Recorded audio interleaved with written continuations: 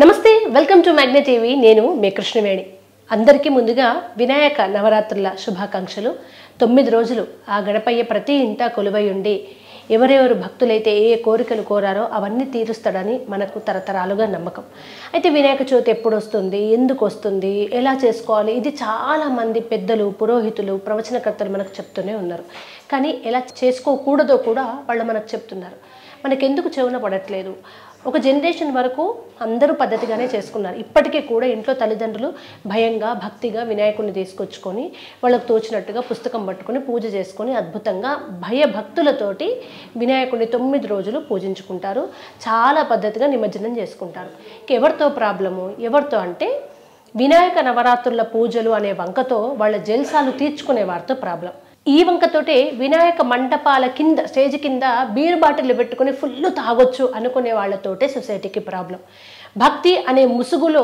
వాళ్ళ షాడిజాన్ని వికృత చేష్టలన్నీ రోడ్ల మీద ప్రదర్శించే కొంతమంది ఉన్నారు చూడండి యూత్ అనే పేరుతో వాళ్ళతోటే ప్రాబ్లం ఇంతవరకు మనకి ఇన్నేళ్లలో వినాయక నిమజ్జనం అప్పుడు సౌండ్లు టపాసులే చూసాం ఇప్పుడు ఇదేం కర్మో ఇప్పుడు వినాయకుడిని తీసుకురావడం కూడా సేమ్ స్టైల్ వినాయకుడిని తీసుకొచ్చే ముందు వినాయకుడిని కదా ఏ దేవీ దేవత విగ్రహం అయినా ఆయనలోకి ఆవాహనం అంటే ఆ దేవతని ఆవాహనం చేసే వరకు కూడా కళ్ళకు గంతలు కడతారు ఆ తర్వాత శాస్త్రోక్తంగా కళ్ళ గంతలు విప్పితే ఎదురుగా మిర్రర్ పెడతారు అది పగులుతుంది ఇటువంటి నమ్మకాలు ఉన్నాయి కళ్ళకు గంతలు కట్టట్లేదు వెర్రి చేష్టలు వికృత చేష్టలు డప్పులు సౌండ్స్ టపాసులు అసలు ఇవన్నీ రోడ్ల మీద వాళ్ళని ఇబ్బంది పెడుతున్నాం మనం అనేది అరుస్తుంటారు రోడ్ల మీద ఎవరైనా పెద్దలు కొంచెం పెద్ద వయసు ఉన్న వాళ్ళు ఏంటి బాబు అల్లరి కొంచెం సైడ్కి వెళ్ళండి అంటే గట్టిగా ఒక సైకోల్లాగా అరవడం వాళ్ళ మీదకి వెక్కిరింతగా చేష్టలు చేయడం ఇవన్నీ అందరూ అనుభవిస్తున్నారు ఫస్ట్ ఎక్కడ స్టార్ట్ అవుతుంది అంటే ఇంత పిల్లల నుంచి మొదలు పెడితే ఒక 30 ఏళ్లలోపు 25 ఏళ్లలోపు వాళ్ళందరూ అసలు సంబంధం ఉండదు మనం వాళ్ళ ముఖం తెలియదు తలుపులు కొడతారు వినాయకుని చందా అంటారు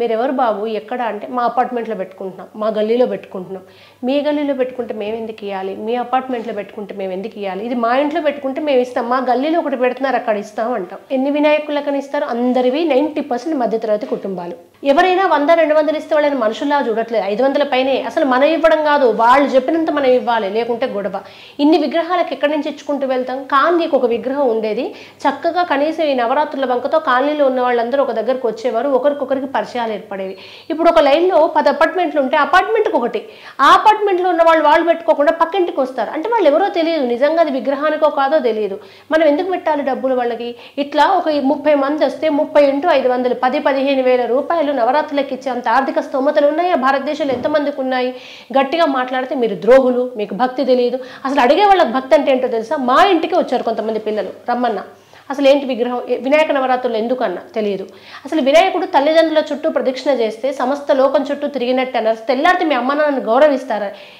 మీరు చందా కోసం వస్తే చెంప పగలగొట్టినట్టు క్వశ్చన్స్ అడగండి మీరు మీకు అమ్మ నాన్న వినాయకుడి నుంచి ఏం నేర్చుకోవాలి తల్లిదండ్రులు గౌరవించడం నేర్చుకోవాలి వక్రతుండ మహాకాయ అంటారు అంటే అంతటి కాయం పెద్ద శరీరం తొండము తోరపు బొజ్జ ఇవన్నీ దేనికి సంకేతాలు పెద్ద చెవులు ఎందుకు వినాలి తొండం ఎందుకు మౌనంగా ఉండాలి తక్కువ మాట్లాడాలి ఎక్కువ వినాలి సిద్ధిని కలిగించాలి బుద్ధిని కలిగేవాడు ఈ బేసిక్ ఏమీ తెలియదు వాళ్ళని చూస్తేనే కొట్లాటకు సిద్ధంగా ఉన్నట్టుంటారు వాళ్ళకి భక్తి అనేది తెలియదు భయపెట్టడం ఒకటే తెలుసు వీళ్ళు వచ్చి పెద్ద వాళ్ళకి చందాయి అని బెదిరిస్తుంటారు మినిమం గౌరవించడం రాదు వీళ్ళ భక్తితో పూజలు చేసేది అసలు వినాయకుడిని తీసుకొచ్చేటప్పుడు ఎంత చిల్లరగా చేస్తారంటే అంత చిల్లర చేస్తారు అంటే దేవుడు అంటే దేవుడిని కూడా బిజినెసే వీళ్ళంతా ఇక ఇదంతా ఒక రచ్చ అయితే ఆ పాటలు పెడతారు డీజేవి దరిద్రపు కొట్టు పాటలు అన్నీ వినాయక మండపాల్లోనే ఐటమ్ సాంగ్స్ ఆ ఇయర్లో వచ్చినాయి అన్నీ ఎక్కడ వినిపించినా వినిపి రాకుండా క్లబ్బుల్లో ఉన్నా లేకుండా ఎక్కడ వినిపిస్తుంది అయ్యా అంటే వినాయక నవరాత్రుల్లో ఇంక అంతకుమించి లేదా అసలు భక్తి అంటే ఏంటి కాళ్ళకు చెప్పులు వేసుకోకుండా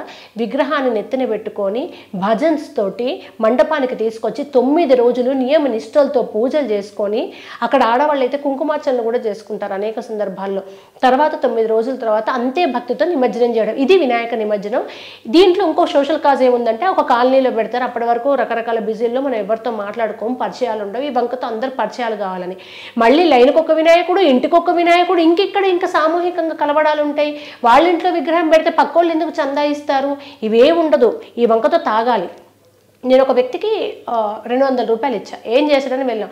ఆ 200 లైన్ దాటగానే కథం వెళ్ళారు, కొనుక్కున్నారు, తిన్నారు, తాగారు, థమ్స్అప్లు, చిప్స్ అవి కొనుక్కొని వాళ్ళ పిల్లలు. ఇట్లా ఎన్ని మిస్యూజ్ అవుతున్నాయి మన డబ్బులు. ఎంతమంది నిజంగా వినాయకునికి ఇస్తున్నారు? అసలు అన్నదానాలకు పెట్టేవాళ్ళు ఎంతమంది? నీకున్నంత స్తోమత నాకు 10 రూపాయలు ఉంటే 10 రూపాయలే ఇస్తా, 1000 ఉంటే 1000 ఇస్తా, ఇంత ఇవ్వాలని డిమాండ్ ఏంటి? ఇవన్నీ ఒక ఎత్తు అయితే ఎంత దరిద్రం అంటే పుష్పాటు రప్ప రప్ప గణపతి అంటే ఇది ఎక్కడ దరిద్రం? వినాయకుడు ఎందుకు రప్ప రప్ప ఉంటాడు?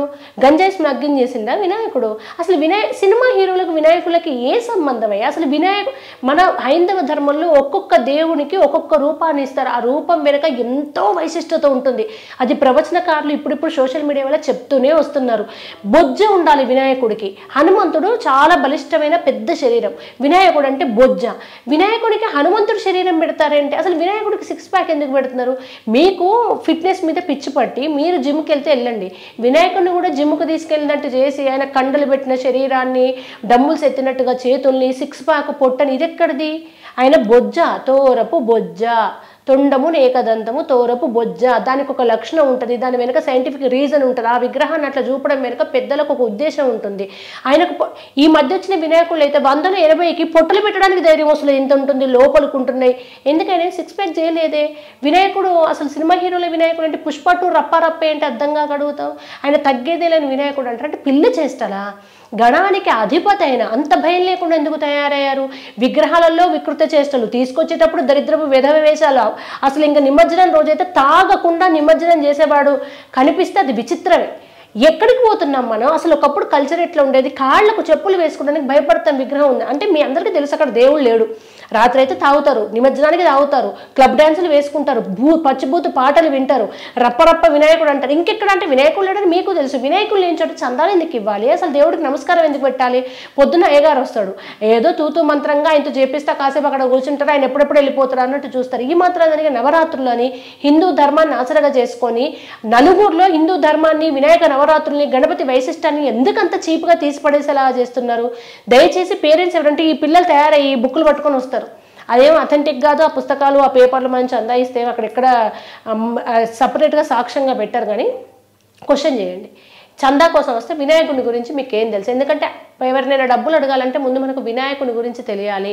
గణపతి ఏం చెప్పాడు, గణనాథుడు అని ఎందుకు అంటారు, ఆయన తల్లిదండ్రులకు ఇచ్చిన గౌరవం ఏంటి, గురువులకు ఇచ్చిన గౌరవం ఏంటి, ఆయన ఎన్ని కళలకు అధిపతి, నాట్య గణపతిగా ఎందుకు పేరుంది, ఆయనకు సంగీతం ఎందుకు వచ్చి, ఆయన చేతుల్లో అనేక వాయిద్యాలు ఎందుకు ఉంటాయి, సిద్ధి బుద్ధి ఎందుకన్నారు, చెవులు పెద్దగా ఎందుకున్నాయి, ఇవన్నీ క్వశ్చన్స్ చేసి అప్పుడు నిజంగా చెప్తే వినాయక నవరాత్రుల కోసం కాదు, ఆ జ్ఞానానికి డబ్బులు ఇద్దాం. మీరందరూ చిల్లరగా బిహేవ్ చేసేవాళ్ళు ఈ 9 రోజులు బీర్లకు, బిర్యానీలకు, ఎంజాయ్మెంట్కు మనకి ఎక్కడ ఉండదు. ఇంక ఇదొక దరిద్రం అంటే మండపాలలో అమ్మాయిలకు అబ్బాయిలకు సైట్లు కొడుతుంటారు అంటే ఇంకా కనబడని అరాచకం ఉండదు. దయచేసి ప్రవచనకర్తల మాటలు విందాం, హిందూ ధర్మాన్ని కాపాడుతున్న వాళ్ళ మాటలు విందాం. ఈ హీరోల ఫోజుల్ని వినాయకుల్ని పెట్టి అందులో పాలిటిక్స్లు సినిమాలు ఇన్వాల్వ్ చేసి అక్కడ బీర్లు దాగి అక్కడ టపాసులు అసలు టపాసులు మనకున్నాయి. ఎప్పుడు మధ్యలో వచ్చిన టపాసుల్ని ఇంకా టపాసులు పేల్చడానికైతే కారణమే అవసరం లేదు. ప్రతి దానికి టపాసులు పేల్చాలి. పర్యావరణాన్ని కాపాడుకోవాలి. మట్టి విగ్రహము పర్యావరణానికి కారణమని చెప్తారు. టపాసులు పర్యావరణానికి ఎంత హాని చేస్తాయి. మీరు వినాయక విగ్రహాలు మట్టి పెట్టరు, మీరు టపాసులు వేలుస్తుంటారు, తాగుతారు, రచ్చ చేస్తారు, ట్రాఫిక్లు జామ్ చేస్తారు, బెదిరించి డబ్బులు వసూలు చేసుకుంటారు. ఇందులో ప్రకృతికి ఎక్కడ ఉంది మంచి చేసేది? మన హిందూ ధర్మంలో ముఖ్యంగా ప్రతి పండుగ వెనుక ప్రకృతిని కాపాడుకునే ఉద్దేశమే ఉంటుంది. వర్షాలు పడ్డ తర్వాత వినాయకుడికి పెట్టే ఆకులు, పళ్ళు అవన్నీ నిమజ్జనంలో కలిపితే అక్కడ నదులు శుభ్రమవుతాయి అని ఉంది. ఆ తర్వాత అమ్మవారి నవరాత్రులు వస్తాయి. ఇట్లా ప్రతి దాని వెనుక ప్రకృతి, సమాజము, మనుషులు అన్నిటితో ఇంటర్లింక్ ఉంటుంది. అసలు వినాయక చవితి అనేది స్వతంత్రోద్యమ కాలంలో కలుసుకోవడానికి ఒక కారణం కోసం పెట్టిన పండుగ. దాన్ని భక్తు, సామాజిక బాధ్యత, దేశభక్తం ముడిపడి ఉండాలి. ఇవేవీ లేకుండా వెర్రిపోకడలు పోతుంటే పెద్దలు మీరు అందరూ ఉంటారు, పెద్దలందరూ భయభక్తులతోటి ఇంట్లో వినాయకుడిని కొలుస్తుంటారు కనుక ఆ పిల్లల్ని అక్కడే మారించండి. అందరూ ఒకరైతే వీళ్ళు వినరు. 10 మంది పెద్దలు ఒక దగ్గరికి వెళ్ళి పిచ్చి వేషాలు వేస్తే మా లైన్లోకి అడుగు పెట్టనివ్వమని చెప్పండి. ఈ వినాయక చవితిని భక్తితో, వినమ్రంగా, వినయంగా, దేవుడి పట్ల భయభక్తులతోటి మనం గొప్పగా జరుపుకొని ప్రపంచానికి మన హైందవ సంప్రదాయ గొప్పతనాన్ని తెలియజేద్దాం.